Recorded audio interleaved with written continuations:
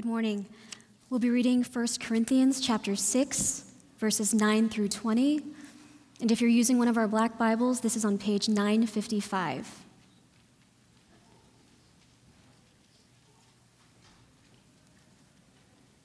Again, page 955. 1 Corinthians 6, 9 through 20. Or do you not know that the unrighteous will not inherit the kingdom of God? Do not be deceived, neither the sexually immoral, nor idolaters, nor adulterers, nor men who practice homosexuality, nor thieves, nor the greedy, nor drunkards, nor revelers, nor swindlers will inherit the kingdom of God. And such were some of you. But you were washed, you were sanctified, you were justified in the name of the Lord Jesus Christ and by the Spirit of our God. All things are lawful for me, but not all things are helpful. All things are lawful for me, but I will not be enslaved by anything. Food is meant for the stomach, and the stomach for food, and God will destroy both, one and the other. The body is not meant for sexual immorality, but for the Lord, and the Lord for the body. And God raised the Lord and will also raise us up by his power. Do you not know that your bodies are members of Christ? Shall I then take the members of Christ and make them members of a prostitute? Never.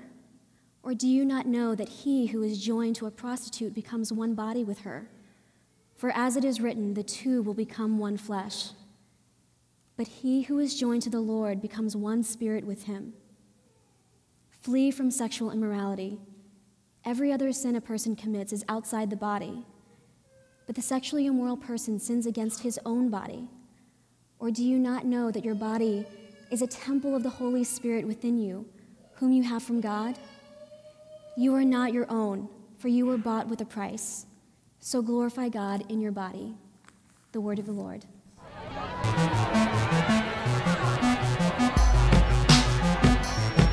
God, why do you feel so far away? What does God think about sex? How am I supposed to pray to God, and what does he expect from me? Where do I go from here?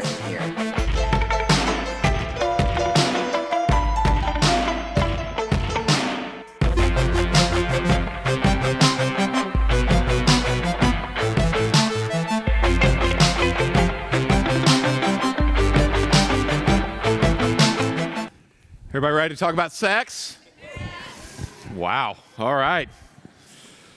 Wow.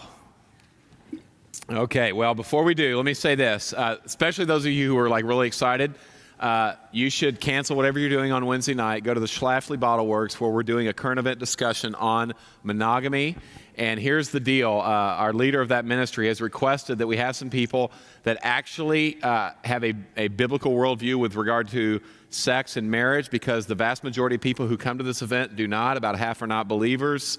And so it's a great time to mix and mingle with people who are just trying to figure out, you know, these kind of contemporary issues. So we would love for you to come. And you can find out all about that in the bulletin and on the website. That's this Wednesday night. And let me start off by saying I need to define a term that is used, actually the prominent term that was used throughout our passage, which is sexual immorality. That word that's usually translated in the New Testament, literally when you take it in its whole context throughout the Bible, sexual immorality is sexual contact outside of the marriage covenant. Okay, so when we use that term, and when I'm going to talk about sexual sin, I'm going to kind of use that little phrase, sexual sin. That's what I'm talking about. Any sexual contact outside of the marriage covenant. Now, as I get into this, I'm going to like throw up a bunch of stats on you, okay? Because I want you to understand this thing, sex, and what God says about it, and our questions about what God says about it is done in a context, okay? And our context with regard to sex, our society, our culture, our nation, our world is really messed up. And so I want you to see this statistically. There are over 12 million unmarried partners who live together in the United States. Now here's what's shocking about that. That didn't really shock me, that number. This number shocked me. 88% there has been an 88% increase from 1990 until now in this whole issue of living together. 88% since 1990. The vast majority of people who marry live together first. Try before you buy, right?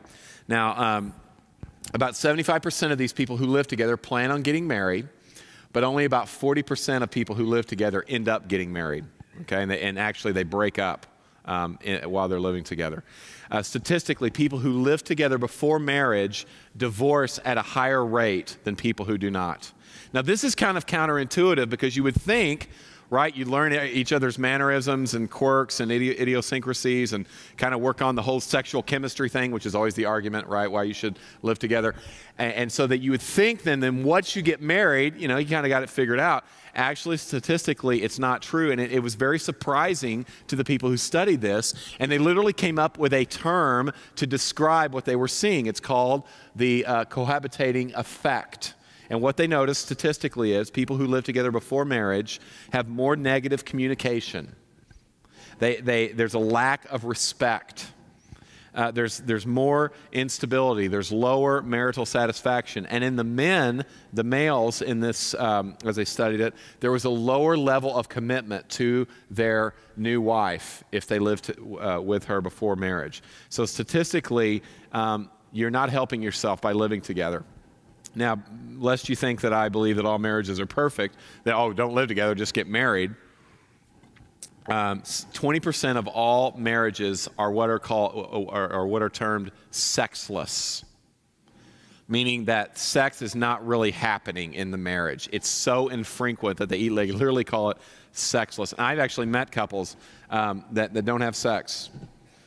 Right, it's just a business partnership. It's a relationship.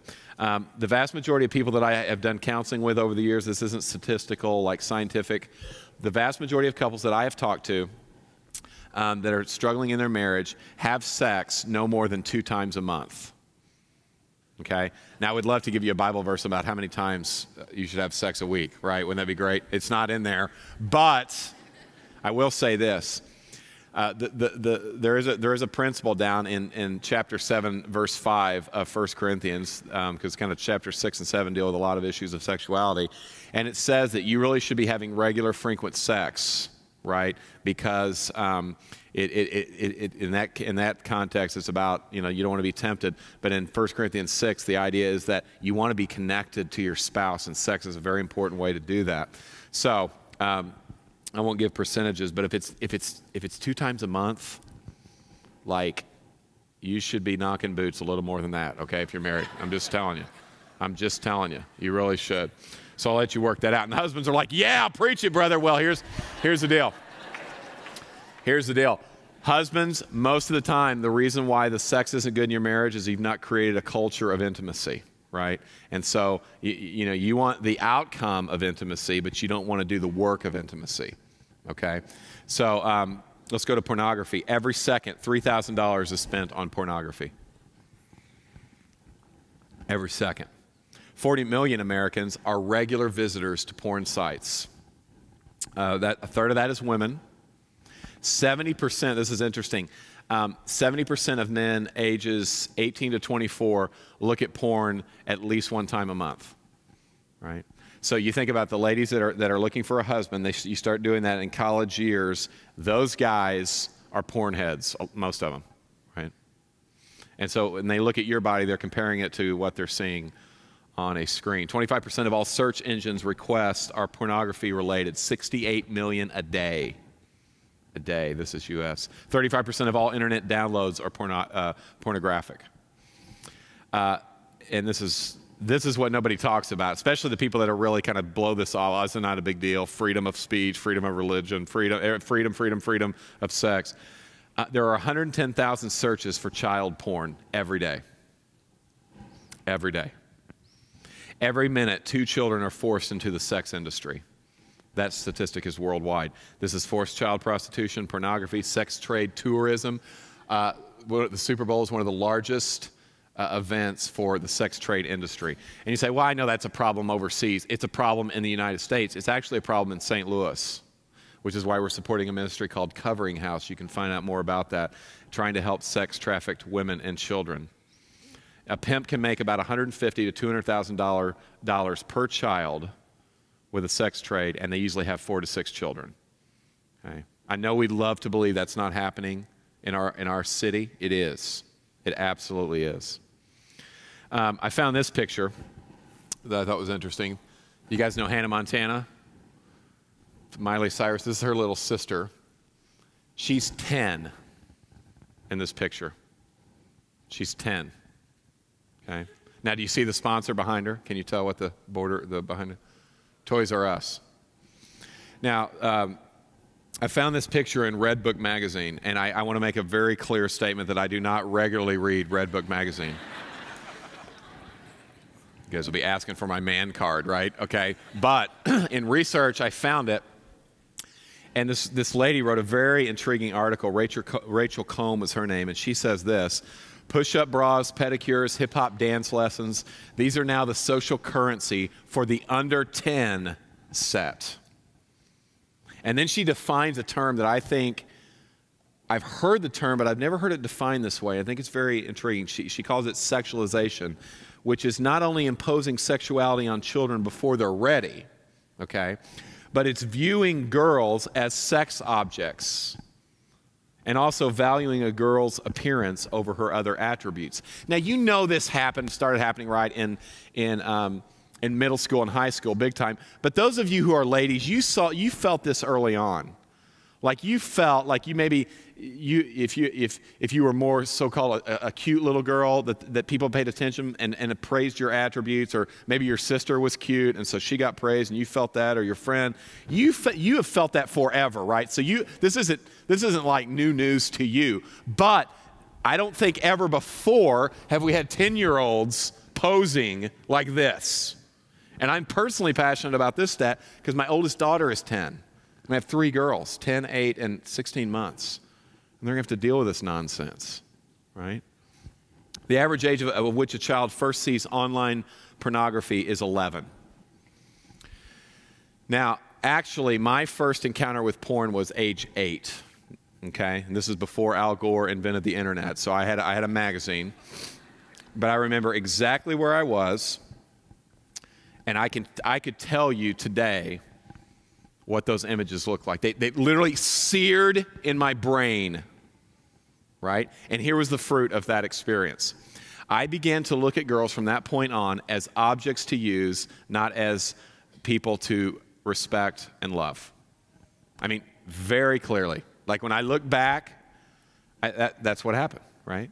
And it started me on a chain of events that were very destructive in my life. So I get into high school, I get this cute little girl who's my girlfriend, and she's cute and nice and sweet, good family, and we're sexually active, and I cheated on her every chance that I got because she was just a play toy. She was a plaything. Some of you ladies were treated this way by your high school boyfriends and college boyfriends, right? And so then I see my wife one day, and there was literally this different girl, literally a halo over her head. Not literally, but I mean almost. She was pure as the driven snow. And I knew I met her, and then we had a date, and very soon, like the first few months, I knew this is the woman I want to marry. I knew it. I mean, I had other girls, I had 15 sexual partners before I was, I think, 17. So when I saw her, I'm like, you're different.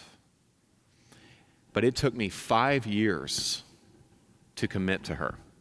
So we dated on and off 5 years. I was a total idiot. You know why? Because here's what sexual sin does, and I'll tease where we're going. Sexual sin messes with your ability to commit to someone. It really does. And so I couldn't commit to her, and then, so even to this day, lust is a constant companion for me, and my guess is it will be with me until I meet Jesus, right? Largely a consequence of my sexual sin. So how did I get here? How did our society get here? And more importantly, for your purposes, how did you get so sexually broken? And what are the things that are in your head that are affecting how you view sex? Well, we say this all the time, and I believe it's true wholeheartedly. All of our activity comes from our philosophy. And what I mean by that is this: people behave certain ways because they believe specific things. Okay? So when we talk about sex, you're not coming from nowhere. Okay? You're coming from a place. You're coming from a worldview. There is a grid, there is a filter, there is a lens that you're looking through that affects how you see sex. And I'll say this before we get into this. There is two categories of brokenness, at least, right? Two main ones, though. Sexual sin, that is when you have sinned with your body sexually. And then there is sexual abuse, when someone has sinned against you. Don't get those confused. If you were sexually abused, that is not your fault. Okay? You were sinned against. You were taking advantage of. But here's the reality. Whether it's abuse or sin, both have guilt, both have shame, both mess you up. Okay? So when we talk about these philosophies that inform how we think about sex, understand that your sexual sin and or your sexual abuse feed into this. Specifically on the abuse side, this first one. Because one philosophy of sex goes like this: sex is a necessary evil.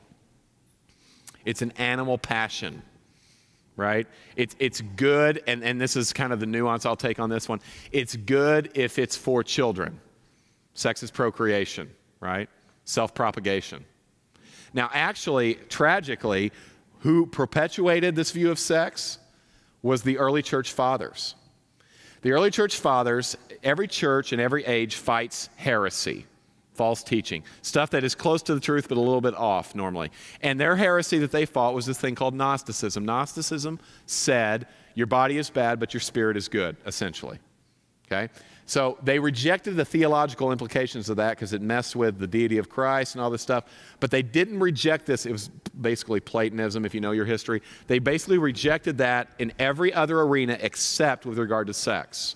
And so you have church fathers like Augustine, who I tremendously respect, basically saying the only good thing about sex is that it gives us children.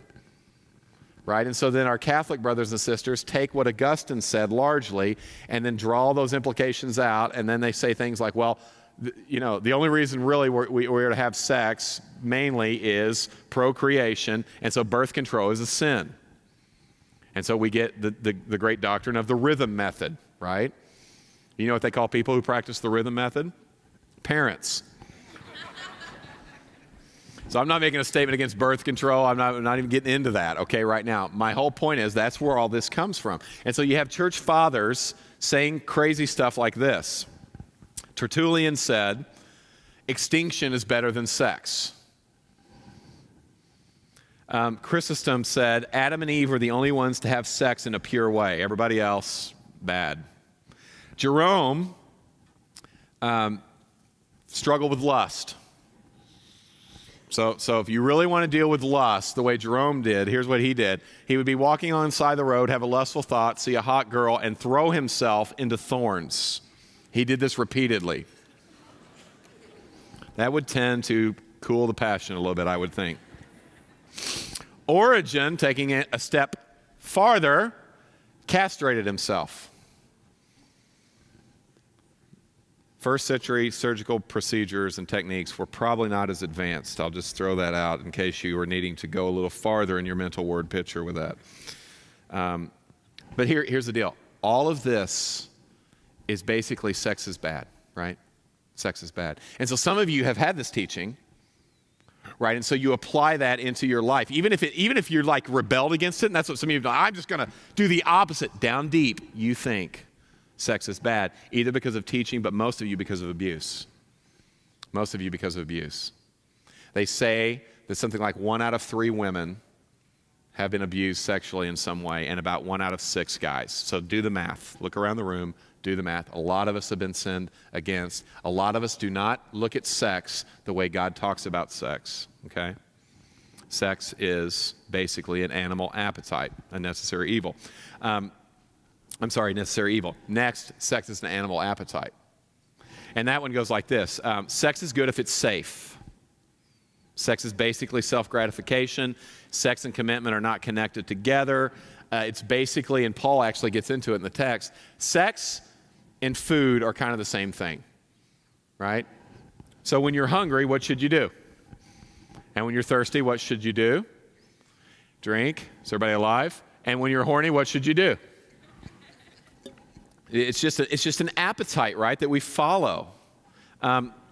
Here's the thing. I want you to think about it with me just for a second. Think about just food and how messed up our world is about food. There are people that should stop eating, but they can't. They can't. Have you ever seen The Biggest Loser? Right? They can't. What's happened to them? Food addiction. There are people who should start eating, but they won't. What's going on with them? Food disorder, eating disorder. Now think about this. If we can't trust our appetite with food, how are we going to trust our sexual appetite? I mean, if you overeat and undereat because of emotions, what is left with us when we talk about sex? There's a lot more going on there, right? Sexually, with our hormones and with our emotions than just food. A lot of people, now this is actually very popular but very understated. People don't talk about it this way. But a lot of people have the philosophy that sex is nothing more than repressed creativity, right? And so really, sex is good if it demonstrates your uniqueness, right? If it's just self-expression, it's art. And one of the proponents who has been very vocal about this view is the apostle herself, Madonna. And Madonna, and I like Madonna's music, okay? I can't dance, but I'd like to be able to one day. But I like her music. This is what she says. She says, "I stand for freedom of expression, doing what you believe in, going after your dreams, whether that be on the stage or in bed." Right? Now, let me just say for the record, the Bible says sex is not just an animal appetite designed for your own self-gratification. Sex is not just a necessary evil designed only and good only if there is self-propagation. And sex is not a physical art form that is only designed for your self-expression. Sex is, in God's mind, expressed in the Bible, is what Tim Keller calls self-donation. It's self-donation. It's giving the best of who you are in the most vulnerable state that you can be in to another for their enjoyment, not just your own, for their pleasure, not just your own. So sex is a good thing. It's a God-honoring experience. It's a good thing, but it's not necessary for you to be happy. And this is one of the biggest lies that we're tempted to believe in our society. If you don't have some kind of crazy sexual experience and some kind of crazy, freaky sexual relationship, then you're really not a person. How can you be? What? You can't. Virgins are just mocked, right? People who, this is not even a category anymore, right? It doesn't even make sense to people. But what we see in Scripture is, sex is not necessary for you to have a fulfilled life. Talk to Jesus. Talk to Paul, who was used to write this book under the supernatural guidance of the Holy Spirit. In fact, look over in chapter 7 or look up at the screen. Look at what he says about his singleness. I think it's interesting. Paul writes, "I wish that all were as I myself am, but each has his own gift from God, one of one kind and one of another. To the unmarried and the widows I say, it's good for them to remain single as I am." This is shocking. It was shocking for him to say this in his century, and it's shocking for us to hear it in our century. One of the scholars that had a tremendous influence on me understanding this whole idea of singleness is a guy named Stanley Hauerwas, and this is what he says. Listen, specifically if you're single. Christianity, unlike any other religion or culture, had held out singleness as a viable way of life. Jesus spoke about them who stayed unmarried so that they could serve the kingdom of God. Paul says the same thing. Singleness was legitimized not because sex was questionable, but because of the mission of the church. The sacrifice singles make is not just giving up sex, but giving up heirs, legacy, influence. Singleness is a clear declaration that one's future is not guaranteed through the family, but through the church. Now, here's what he's saying. If you have children, okay, you are literally extending your life beyond the grave. Your influence, your teaching, your example goes on way beyond you, right? That's a good thing. But you can do the same thing if you don't have children. Now, it's not exactly the same thing, but it's very similar. You say, what do you mean? You can influence. You can influence. So, by bringing people into your life, influencing them, discipling them, teaching them to love God and love people, which is the command of every New Testament Christian. That's what we're supposed to do. That's our great commission, right, to teach people to obey Jesus. You can do that. Here's the problem, though. Most of you who are single and most of you who are married without kids, your whole life is about you. So you're so starved because you think to be a person, I got to have another person. No, you got to make choices about your free time to invest in other people. Whether you get married and have children or not, your influence and your legacy continues. Right? That's God's vision for the world, a community on mission. And this is why I even point to people that are empty nesters. Well, I've raised my kids. No, you haven't. Not if you may never make that statement if you're a Christian. You have a bunch of kids, right? If you've already raised your kids and you're in this room, welcome to your new family. They're all here. They need to know how to be married, stay married. They need to know how to, do their finances. They need all the stuff you taught your kids, or you should have taught your kids, need to be taught with somebody else. That is the way it goes. And so to be a single person is to have just the energy that you would take if you had children, pouring into them, you pour into somebody else. Right? But society's lust for sex has blinded us to our great potential and our wonderful destiny and our great opportunity to influence the people around us. And we can do it if we make choices with our free time. Another thing is this: sex was designed to be an act of bonding. It's not necessary, but it's in its very design, it's an act of bonding. Look in verse 16 of chapter 6. Look at the Bible with me. Do you not know that he who is joined to a prostitute, the specific issue Paul was dealing with here, becomes one body with her? For it's written, the two will become one flesh. So though he's dealing with a prostitute, which is kind of a specific issue, he takes it back theologically, saying, hey, when you have sex with somebody, you're one flesh, whether it's a prostitute or not. For it is written, the two shall become one flesh. Verse 17, he who is joined to the Lord becomes one spirit with him. Okay, now, sex is not just physical, is what he's saying.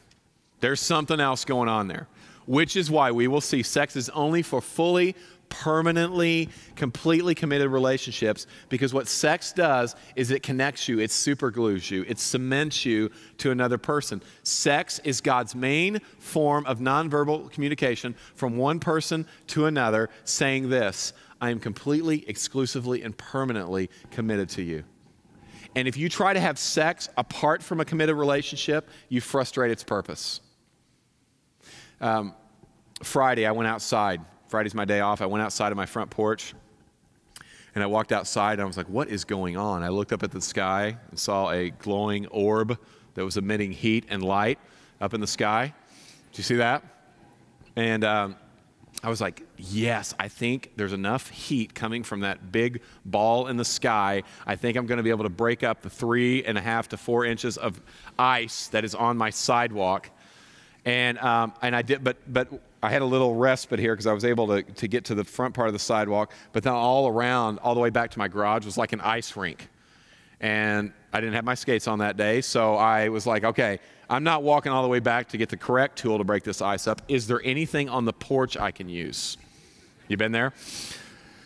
So I found this old broom that's like long, outlived its years. I literally think we got it when we got married. It's like the handle's all rusty, and you kind of gotta work on it before you use it. You have tools like this, get tools to work on the tools to use the tools. So I'm like, I'm gonna take the end of this thing, right, and I'm gonna break the ice up.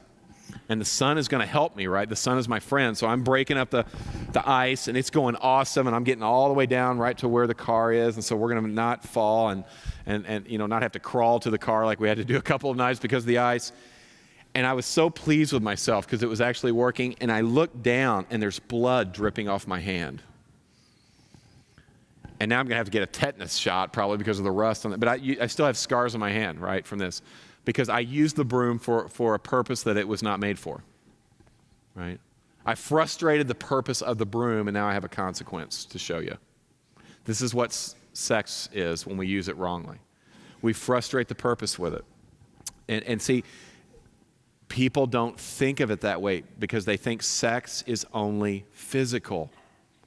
What does it matter? You know, you just get it, you know, no, that's not why the broom was made. That's not why sex was given. If you don't use it according to the way God designed it, there will be consequences. Look in verse 18. This is what he's talking about. Flee from sexual immorality. Flee from sexual immorality. Every other sin a person commits is outside the body, but the sexually immoral person sins against what? His own body. Now, I personally believe that this verse teaches, you study it for yourself, that sexual sin has greater consequences than other sin. That doesn't mean, hear me, that doesn't mean that sexual sin is greater and that God has a harder time forgiving it.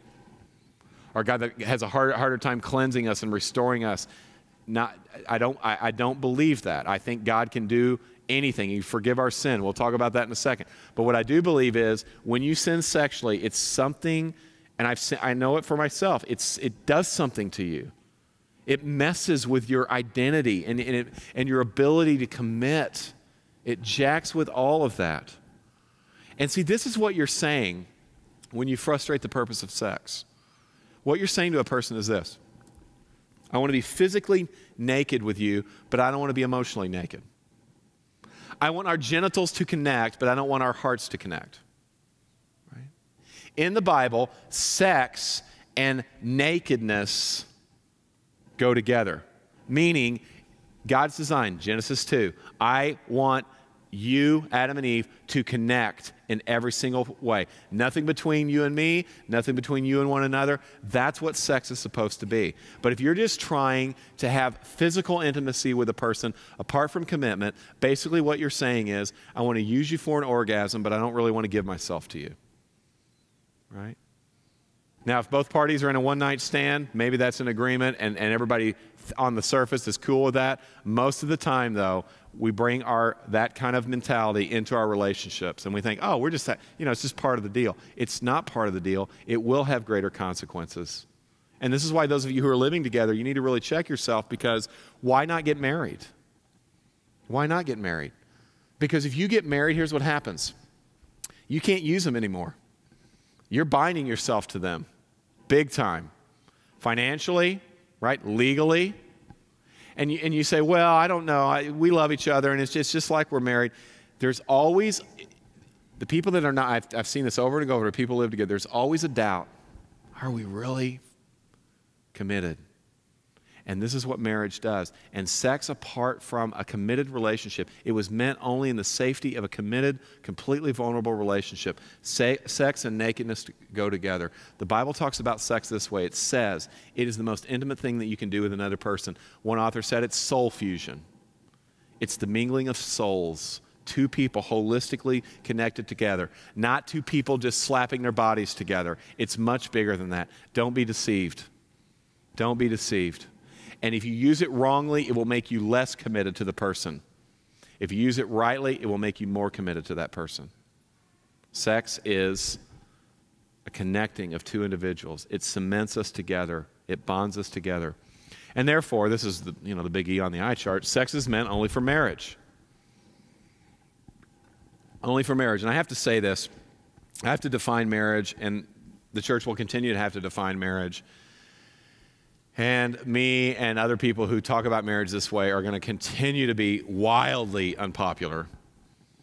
And for some of you, this will be the last sermon you hear, because this is the most offensive thing that you can believe that I could possibly say.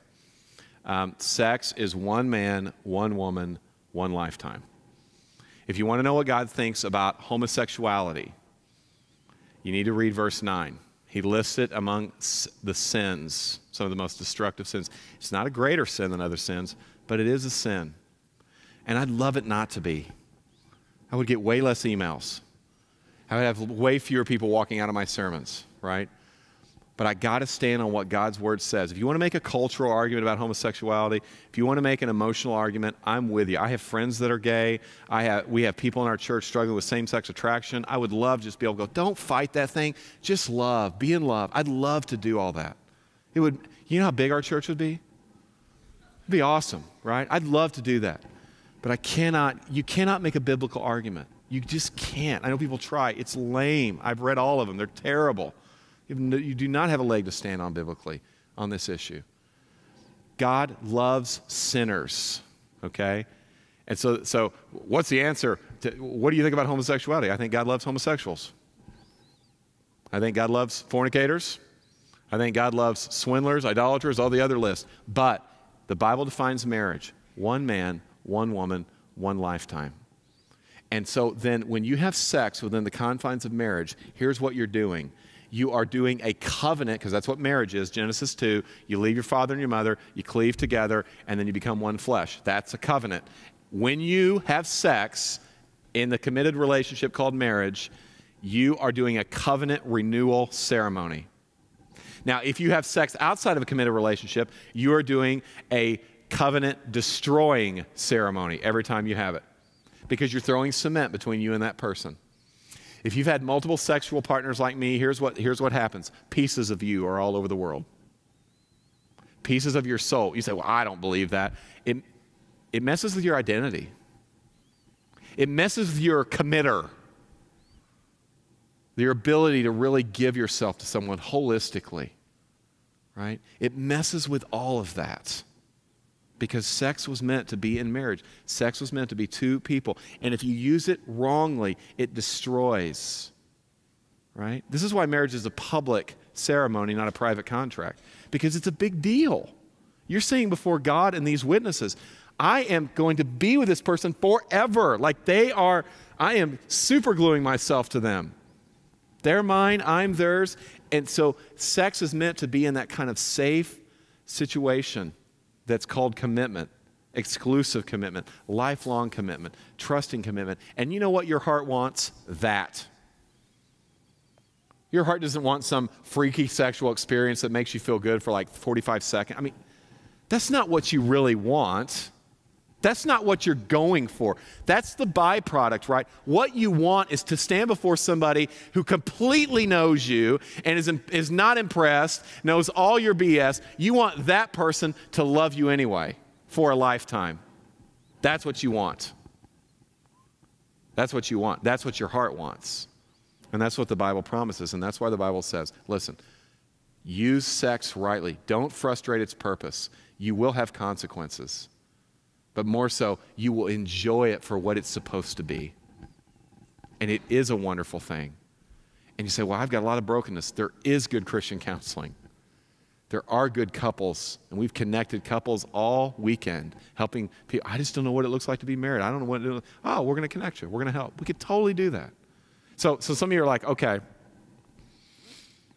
I want to know. I've got sexual brokenness. I've been abused. Or I have sinned sexually.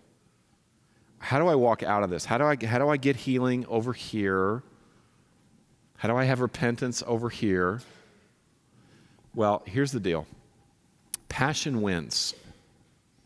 You know this, right? Passion wins.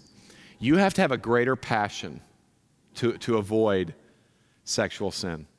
You have to have a greater passion if you're going to just not stay imprisoned in the tomb of your own abuse. There's got to be something compelling, something beautiful, something empowering that attracts your heart in such a way that you go, I will not stay in this. You've got to have that. Now, Paul, I love verse 18. He's like, flee immorality. Do you see that? I used to talk to students all the time. I was a youth pastor back in the day, and I would just say, you know what? Just run.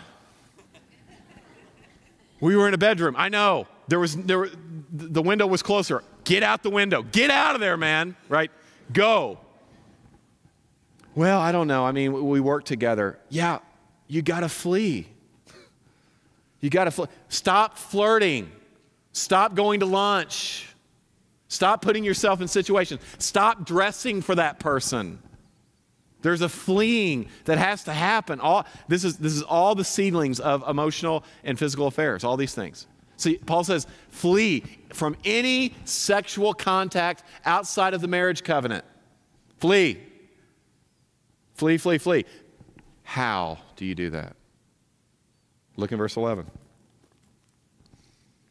And such were some of you. Now, this is great because look at what all the sins he names there in verse 9. What he's saying is this.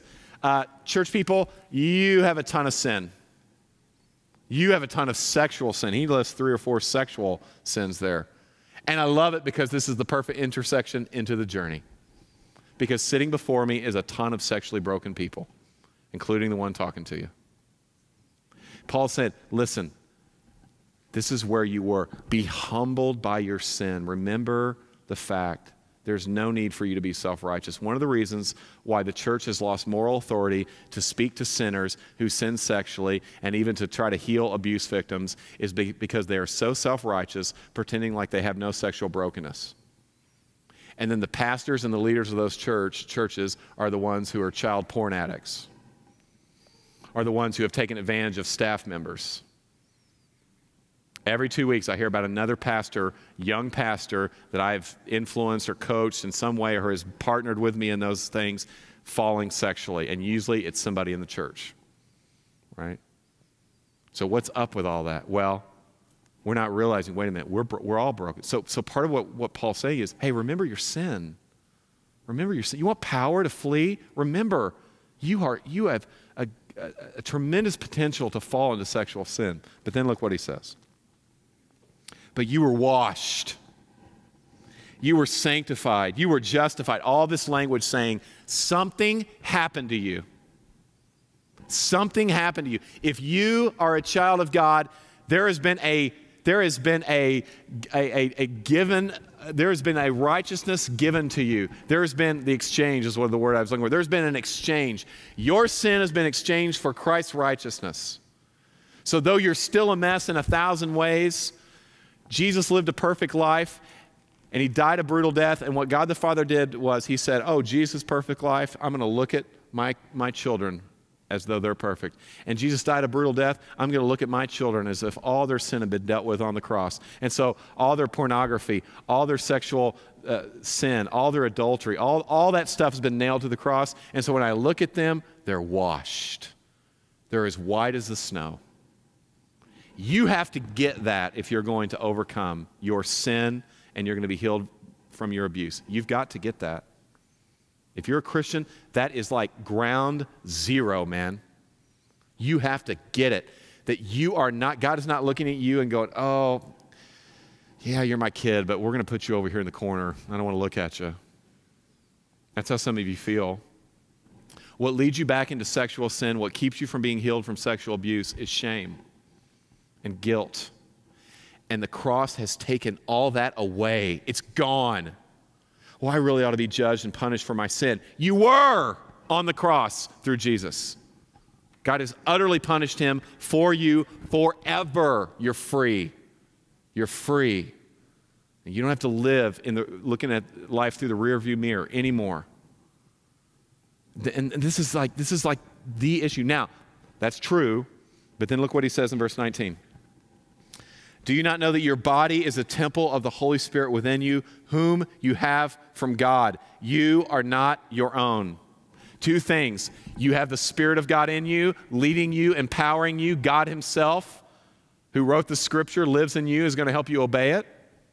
And your body is not your own. Ladies, your breasts are not your own. Guys, your penises are not your own. You don't own them. Well, I work out really hard. You had some raw material that you did not invent. Well, I really watch what I eat. I get that. Well, my parents had good genes. I get that. God created you. Let's go back to the source. He gave you everything you have. He owns your body. You may not do with it what you want. And he said, that sounds like I'm a slave. You are, but he's a good master. He's a really good master. You have to I can't give you 3 easy steps. I can't just say go jump into some counseling deal and everything will be fine. I can't just say hang out with good people. All those things are very important. You will have sexual purity ultimately when you apply the gospel to your own life. That's what Paul is saying here. When you understand that, verse 6:17, you are joined with the Lord. You are one spirit with him. That means a couple things. Wherever Jesus goes, you go. So guys, when you're sitting there with your pants around your ankles in front of a computer screen, Jesus is there. Girls, when you try the wonderful formula that gets attention, more makeup, less clothes, Jesus is there. Right? He is there. And he's not there going, only. Yeah, he's saying, repent. But he's a dying Savior. He died for that stuff. He died so that you wouldn't try to get your affection and attention and your affirmation from another person. He died so that you didn't have to make an idol of people, putting them in the place where only God should be. The voice of affirmation and encouragement that you're longing for through sex, you have from God. That's what you were made for, that. And so you're settling for a sugar high. And you wonder why, if I can just get in a relationship, if I could just have some freaky sex, if I could just do all that. It doesn't do it for you. It doesn't work. All it does at best in that sense is addict you and make you want more, right? And enslave you. It doesn't work. That's why all of our heroes, our professional athletes and our movie stars and our bands that we love, all of those folks are such a mess. Have you noticed? Have you noticed? Why are you imitating their lifestyle? Why would you do that? All the marriages that broke up, that were close to you, maybe your parents, maybe your friends, what were they chasing that got them what they wanted? Nothing. Flee immorality. Every other sin that you commit is outside the body. The sexually immoral person sins against themselves. Okay, let me give you a picture. Let me give you a picture of what sex is. We do a wedding a week here, just about. And so I always, and it's funny to go to the gym and like you see the dudes that are engaged. They got like the treadmill set on 7.8, right? Because they know something. And the girls know something too. Now, whether they have, been sexually pure before their marriage is kind of inconsequential. There is something innate within us that when we get married, at our honeymoon and for our weddings, we want to look good, right? Because you are going to stand before that person. And who you are is right there. All your imperfections are right there. And you are going to ask, when you have sex with that person, you are going to ask to be enjoyed despite your imperfections. Okay? What I submit to you is what you're longing for is not to be enjoyed despite your imperfections with a person. You want to be enjoyed despite your imperfections with God. That's what your heart really wants. And the reason you chase sex here, there, and everywhere is because you think it's going to get you that affirmation that you need, and it's not. You need the gospel, which is the only thing that can give you affirmation and forgiveness for your imperfections. Affirmation of who you are apart from how you look, but apart from your performance. That's what you want. So stop settling for a sugar high. It's not going to all it's going to do is break your heart. And nowadays, all it's going to do is give you a disease. Do we ever look around and go, maybe this STD thing and the fact that you can get pregnant and you can get AIDS and maybe there's something wrong with how we're doing. Have you ever thought that? Like maybe the Bible actually makes sense now when we start looking at all this stuff. Yeah, there's consequences for our sin. And there's power to overcome. And I want to give you hope that you do not have to be how you are right now forever. If you're struggling, if you're in a cage, in a spiral because of your abuse of shame, you do not have to stay as you are. There is hope. We are a church full of sexually broken people. And God can do amazing things. And I want to give you hope. But you cannot stay in your sin. And you cannot stay in your shame. You have to bring other people into your life. You must simply let people know. And I'm going to give you a chance to do that in just a minute. In our communion time, what we're going to do is we're going to take communion together in just a moment. But then we're going to be up here to pray. You may not want anybody to pray. You may just want to confess this to God. But I will encourage you. We'll have pastors and leaders. Be courageous, be bold, and say, you know what? Never told anybody. Happens every service, by the way, almost in the last few weeks. Never told anybody, but I was raped. And sex with my husband is awful because of that. I just can't. I never told anybody, but I'm a porn head, and I've been looking at porn forever, and I'm just a mess. Haven't told anybody, but I'm having an affair, right? I haven't told anybody, but I haven't gone physically there with an affair, but my heart, I love somebody else that's not my spouse. You need to bring that stuff out of darkness into the light, and this is your chance to do it in just a second. Okay? So I'm going to pray for courage that we would do that. Let's pray.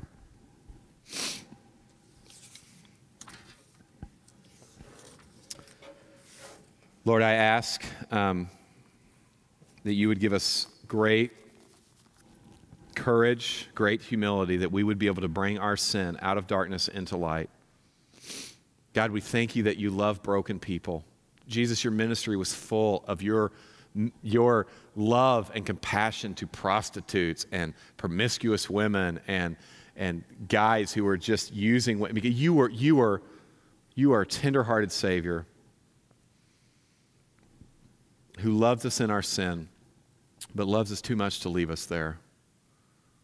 So I pray that you would encourage us, Lord.